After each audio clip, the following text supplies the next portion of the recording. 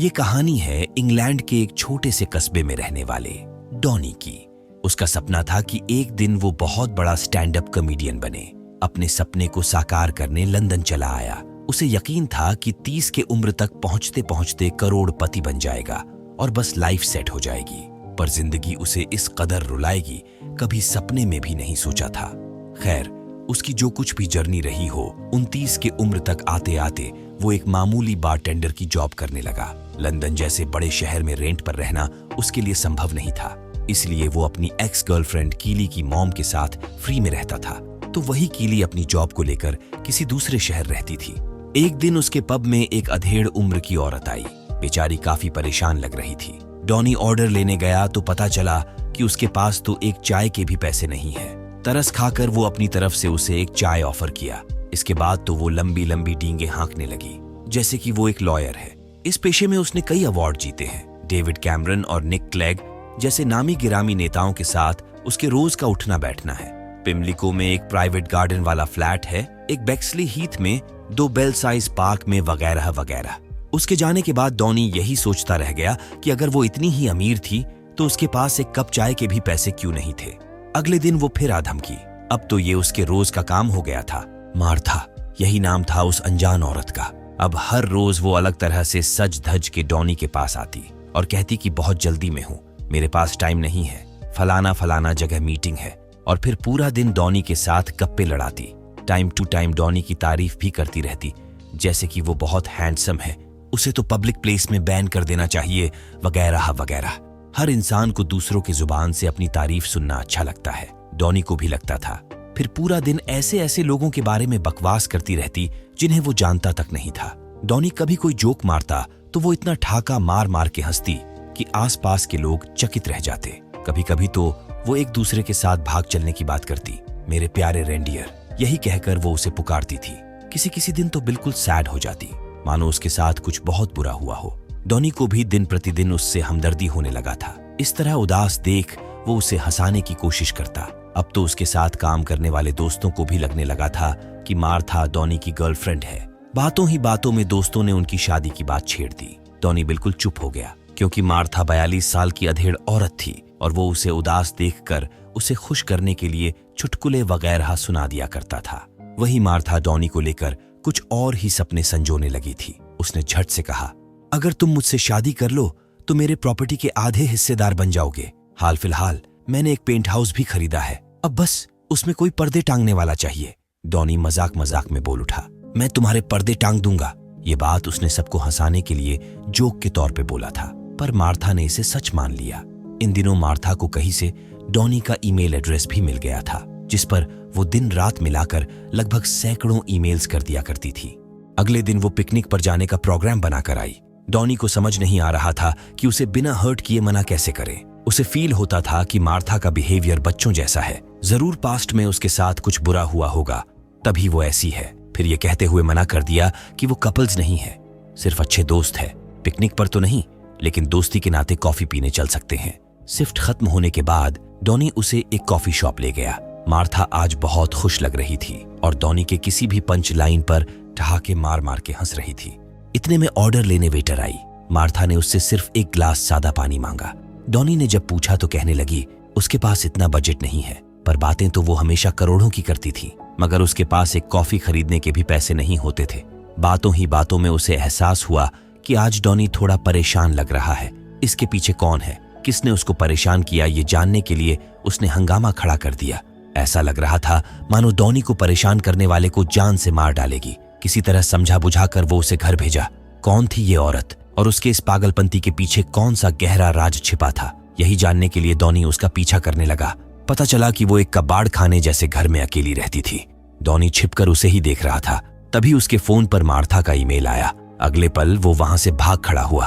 कुछ दिनों बाद डॉनी का एक कंपटीशन था। वो सेमीफाइनल तक पहुंच चुका था। जैसे ही उसका नंबर आया, वो दर्शकों को हंसाने की कोशिश करने लगा, लेकिन उसके सारे जोक्स फेल हो रहे थे। दर्शकों में बिल्कुल सन्नाटा पसरा हुआ था। उसी सन्नाटे के बीच एक औरत जोर जोर से हंसने लगी। डॉनी मार्था पर जोक्स पे जोक्स बनाने लगा, जिस पर दर्शक लौटपोट हो गए। एक अरसे बाद अपने जोक्स पर लोगों को हंसते देख उसे अपने आप पर यकीन नहीं हो रहा था। हमेशा से वो यही तो चाहता था। ये जीत उसे मार्था की वजह से मिली थी। देर रात जब वो फेसबुक खोला तो उसे मार्था का फ्रेंड रिक्वेस्ट मिला। कंफर्म करने के बाद उसके पोस्ट वगैरह चेक किए तो पता चला कि अधिकतर पोस्ट फर्जी थे। जब उसके नाम के साथ लॉयर लगाकर सर्च किया तो उसके पैरों तले जमीन खिसक गई। मार्था एक स्टॉल्कर थी। अपने बॉस के साथ बदसलूकी करने के लिए उसे कंपनी से निकाल दिया गया था, जिसके बाद वो हर वक्त उनका पीछा करने लगी। उनके खिलाफ एक अपाहिज बच्चे से बदसलूकी करने की झूठी रिपोर्ट भी लिखवा दी। एक बार उसने बॉस के मॉम पर जानलेवा हमला किया, जिसके लिए उसे 4 साल की सजा भी मिल चुकी है। यानी वो जिस आदमी के पीछे पड़ती है, जब तक कोर्ट कचहरी का चक्कर न लग जाए तब तक उसका पीछा नहीं छोड़ती। अब डॉनी के पुराने से पुराने पोस्ट पर भी उसके कमेंट आने लगे थे। वहीं से उसे उसकी गर्लफ्रेंड कीली के बारे में पता चला। कीली को लेकर उसके जलन भरे कमेंट साफ साफ इशारा कर रहे थे कि वो डॉनी के बारे में किस तरह की सोच रखती है। कुछ हफ्ते बीतने के बाद एक शाम डॉनी एक ट्रांस वुमेन से मिला। उसका नाम था टेरी, जो कि बहुत खूबसूरत थी। आज वो दोनों 6वीं बार डेट पर मिल रहे थे। डॉनी उसके लिए किसी घोस्ट की तरह था। ना ही तो वो अपने बारे में उसे खुलकर कुछ बताता और ना ही उसे स्टेशन तक छोड़ने जाता, और तो और उसे बार बार इसी कॉकटेल्स बार में बुलाता था। वो किसी सोशल मीडिया पर भी नहीं था। टेरी मजाक मजाक में बोल पड़ी कि वो बड़ा अजीब है, कहीं किसी दिन टेरी क्राइम न्यूज की हेडलाइन बनकर न रह जाए। जिस पर डॉनी ने जवाब दिया कि उसे यहाँ का माहौल पसंद है, बिल्कुल शांति रहती है यहाँ। पर असलियत तो कुछ और ही थी। असल में वो चाहता नहीं था कि उसके किसी करीबी को पता चले कि वो ट्रांस वुमेन को डेट कर रहा है। वो टेरी से ट्रांस डेटिंग वेबसाइट पर मिला था, जहां पर उसने अपनी असलियत छिपाने के लिए अपना नाम और काम दोनों बदल दिया था। इस तरह उसे टेरी मिली। वो काफी ओपन माइंडेड थी, जोशीली, मजाकिया। उसके अंदर वो सब कुछ था जो डॉनी में दूर दूर तक नहीं था। 6 साल पहले वो लंदन शिफ्ट हुई थी और पेशे से एक थेरेपिस्ट थी। डॉनी जब से उससे मिला था काफी खुश रहने लगा था, पर अंदर ही अंदर डरता भी था कि कहीं किसी करीबी को पता चला कि वो ट्रांस वुमेन को डेट कर रहा है तो उसकी लुटिया डूब जाएगी। इसलिए फाइनली जब फेस टू फेस मिलने की बात आई तो वो शहर के सबसे लास्ट छोर पर स्थित एक हल्की रोशनी वाले कॉकटेल्स बार को चुना। अगली सुबह मार्था उसको ढूंढते हुए आई। पिछले दिन डॉनी पब नहीं आया था तो मार्था को लग रहा था कि वो अपनी एक्स गर्लफ्रेंड कीली से मिलने गया होगा। ये बताकर वो कीली को ऐसी खतरनाक गालियां बकने लगी जिसे सुनकर 80 साल का नौजवान भी शर्मा जाए। क्या होगा जब उसे टेरी के बारे में पता चलेगा? यही सोच सोचकर डॉनी के रातों की नींद उड़ चुकी थी, इससे पहले कि मार्था की वजह से टेरी से उसका रिलेशन खराब हो। अगले दिन मिलकर उसे सब कुछ विस्तार से बता दिया। अभी दिन के 12 भी नहीं बजे थे और उसके 100 से भी ज्यादा ईमेल्स आ चुके थे। ईमेल्स चेक करते करते टेरी पूछ पड़ी, वो तुम्हें डॉनी कहकर क्यों बुलाती है? मतलब आए थे मार्था की सच्चाई बताने और उनकी खुद की ही पोल खुलनी शुरू हो गई, क्योंकि डेटिंग साइट पर उसने टेरी को अपना नाम टोनी बताया था।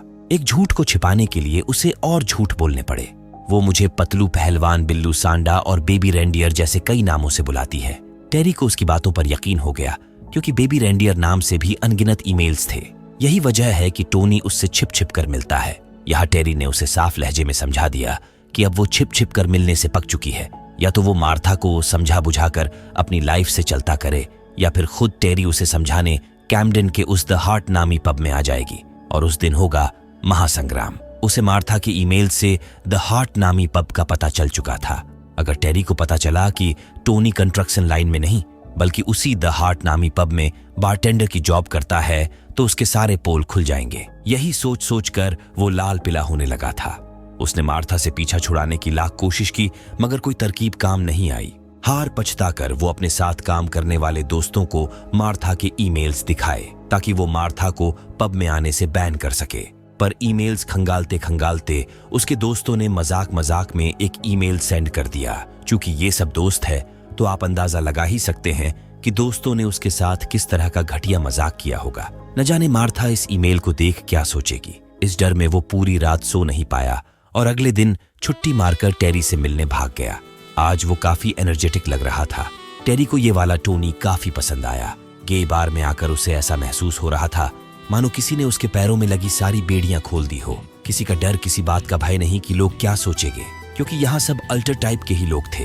बातों ही बातों में टेरी ने पूछ लिया, तुम्हारा असली नाम क्या है? टोनी चकित रह गया।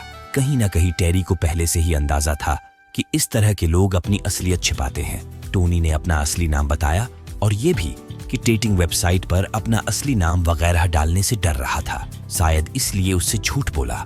टेरी उसकी दुविधा बखूबी समझ रही थी, इसलिए उसे एक और मौका दिया। शायद इस बार वो इसे भुना ले। कुछ देर तक एक साथ टाइम बिताने के बाद फाइनली वो पल भी आया जब टेरी ने उसे आज रात अपने घर इनवाइट किया।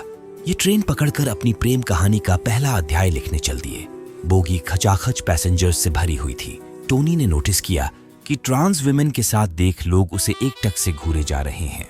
जब तक टोनी अपने जैसे लोगों के साथ था तब तक बब्बर शेर था, पर नॉर्मल लोगों के बीच आते ही भीगी बिल्ली बन गया। उसे अंदर से ऐसा महसूस हो रहा था मानो सब उसकी असलियत जान गए हो। वो इतना घबरा गया था कि अगला स्टेशन आते ही टेरी को अकेला छोड़कर भाग गया। एक आखिरी मौका मिला था, वो भी उसके हाथ से फिसल गया। घर पहुंचा तो रास्ते में मार्था खड़ी थी, वही ईमेल वाला मैटर। वैसे डॉनी के चाहे जिस तरह की भी शौक हो, उसके लिए मार्था वो सब करने को तैयार थी। डॉनी ने डरते डरते समझाया कि ऐसा कुछ भी नहीं है। उसके दोस्तों ने मजाक मजाक में ये सब किया। फिर क्या था, मार्था ने उसके साथ बदसलूकी करना शुरू कर दिया। इसके बाद डॉनी उससे पीछा छुड़ाने के लिए पब से कुछ महीने की छुट्टी ले लिया। हफ्तों कमरे में यूं ही पड़े पड़े पंखे को घूरता रहा। फिर एक रोज हिम्मत जुटाकर टेरी के घर जा पहुंचा। मैम दरवाजा खोलो, डिलीवरी है। तो मैम ने दरवाजा खोल दिया। सामने डॉनी को देख टेरी गालियां बकते हुए अंदर चली गई। टोनी इसका मतलब नहीं समझ पाया कि वो उसे अंदर बुला रही है या फिर भगा रही है, पर दरवाजा खुला छोड़ गई तो शायद इसका मतलब हाँ ही होगा। उस दिन के बेइज्जती के बाद टेरी उसकी शक्ल भी नहीं देखना चाहती थी। फिर भी उसे अपनी बात रखने के लिए 5 मिनट दिए। इन 5 मिनट में उसने अपना नाम, पता, काम वगैरह सब कुछ उसे सच सच बता दिया। पर पब में पार्ट टाइम जॉब करके उनके भविष्य का तो कुछ नहीं होने वाला था। लाइफ में क्या गोल है, क्या बनना चाहते हो, अगले 10 साल में अपने आप को कहां पर देखते हो? ऐसा लग रहा था मानो टेरी उससे किसी गवर्नमेंट जॉब की इंटरव्यू ले रही हो। तो वो भी बोल पड़ा कि शर्मा जी के लड़के की तरह उसे भी कॉमेडियन बनना है। टेरी को उस पर पहले से ही डाउट था, लेकिन अब यकीन हो गया कि वो पूरा झंडू है और धक्का मार के घर से बाहर निकाल दी। उस दिन उसे समझ आया कि किसी के साथ लॉयल रहना कितना इंपॉर्टेंट है। उसने बिना सोचे समझे कि उसके बारे में लोग क्या सोचेंगे डेटिंग साइट पर नाम, काम वगैरह सब कुछ चेंज कर दिया। मार्था को डॉनी से मिले अब 10 दिन से भी ऊपर हो चुके थे। जैसे ही लगा कि वो उसकी लाइफ से चली गई, अगले पल वो उसके घर तक आ पहुंची थी। उसे यहाँ देख डॉनी की हालत खराब थी, क्योंकि जब कीली की मॉम ने उसे यहाँ फ्री में रहने के लिए कमरा दिया था तो इस शर्त पर ही दिया था कि वो अपने बाहर के झमेले घर तक नहीं लाएगा। अगर अभी कुछ एक्शन नहीं लिया तो रोड पर सोना पड़ेगा। इसी डर में वो पुलिस को बुलाने की जैसे ही धमकी दिया, मार्था चुपचाप वहां से निकल गई। अगले दिन से उसके ईमेल्स भी आने बंद हो गए। उसने पीछा भी करना छोड़ दिया। क्या मार्था से पीछा छुड़ाने के लिए सिर्फ एक पुलिस की धमकी ही काफी था? यही सोचते हुए डॉनी घर को जा रहा था कि तभी उसके घर के सामने वाले बस स्टॉप पर मार्था दिखी। अब वो उसके ताक में वहीं घंटों तक बैठी रहती, कीली के मॉम को देख छिप जाती। जब डॉनी वहां से गुजरता तो रंग बिरंगे कमेंट करती। कभी कभी घर लौटने में रात के 2 बज जाते, तब भी वो वहीं बैठी हुई मिलती। ऐसे ही दिन बीतते गए। धीरे धीरे उसमें बदलाव दिखने शुरू हो गए। पहले उसने कमेंट करना छोड़ा, फिर उदास सी रहने लगी। बरसात के बाद अब ठंड भी आ चुकी थी। सिर्फ उसकी एक झलक के लिए वो वही बस स्टॉप पर 15-16 घंटे बैठी रहती। आज किसी तरह उससे छिपकर डॉनी घर चला आया। रात के 3 बज चुके थे। उसके आने के इंतजार में अब भी मार्था वही बैठी थी। ऐसे तो वो ठंड से मर जाएगी। इसीलिए डॉनी उसे समझा बुझाकर घर छोड़ आया और रो रो कर गिड़गड़ाने लगा कि उसका पीछा छोड़ दे। उसके पास किसी दूसरे घर का रेंट चुकाने के पैसे नहीं है। आज से तुम्हारा हमारा ब्रेकअप। डॉनी को लगा कि ऐसा करने से शायद वो उसके घर के बाहर वाले बस स्टॉप पर बैठना छोड़ देगी, पर हुआ इसका सीधा उल्टा। एक हफ्ते बाद डॉनी की एक्स गर्लफ्रेंड कीली काम से छुट्टी लेकर घर आई, क्योंकि मार्था ने फेसबुक पर मैसेज कर करके उसका जिना हराम कर रखा था। कीली ने उसे वार्न किया कि अगर उसकी साइको गर्लफ्रेंड मार्था ने उसे परेशान करना नहीं छोड़ा तो ये मैटर वो अपने मॉम को बताएगी और वो यहाँ फ्री में रहने के बजाय सड़क पर होगा। मार्था के कारण नौकरी छूटा, अब शायद बड़ी जल्दी बेघर भी हो जाएगा। आज उसके एक कॉमेडी शो का सेमीफाइनल था। उसने आशा लगा रखा था कि शायद फाइनल में पहुंचकर पिछले 4-5 साल से चल रहे तकलीफों से वो बाहर आ पाएगा। तभी उसे टेरी मिली। वो यहाँ डॉनी से अपने रिश्ते को खत्म करने और उसका स्ट्रगल देखने आई थी। शो शुरू हुआ। देखते ही देखते डॉनी का भी नंबर आया। अपने 5 साल का तजुर्बा वो दर्शकों के सामने पेश किया। सभी दर्शक उसकी कॉमेडी काफी एंजॉय कर रहे थे। तभी दर्शकों के बीच में से एक औरत गाना गुनगुनाना शुरू की। वो कोई और नहीं बल्कि मार्था थी। जवाब में डॉनी ने भी बोल दिया कि थैंक यू अजनबी दोस्त। मैं कोई अजनबी नहीं हूँ, बताओ सबको कि मैं तुम्हारी एक्स हूँ। फिर डॉनी ने जैसे ही उसे अपनी स्टोलकर बताकर सबसे परिचय कराया, भाई साहब वो तुरंत भड़क गई। ऐसा बोलने की तुम्हारी हिम्मत कैसे हुई? मैं दिखाती हूँ तुम्हारी असलियत। फिर वो वही ईमेल सबको दिखाने लगी जो मजाक मजाक में उसके दोस्तों ने भेजा था। किसी तरह मार्था को शो से घसीट कर बाहर कर दिया गया, मगर तब तक वो डॉनी के परफॉर्मेंस का कबाड़ा कर चुकी थी। वो अपना गुस्सा सामान पटक कर निकाल रहा था कि तभी टेरी आई।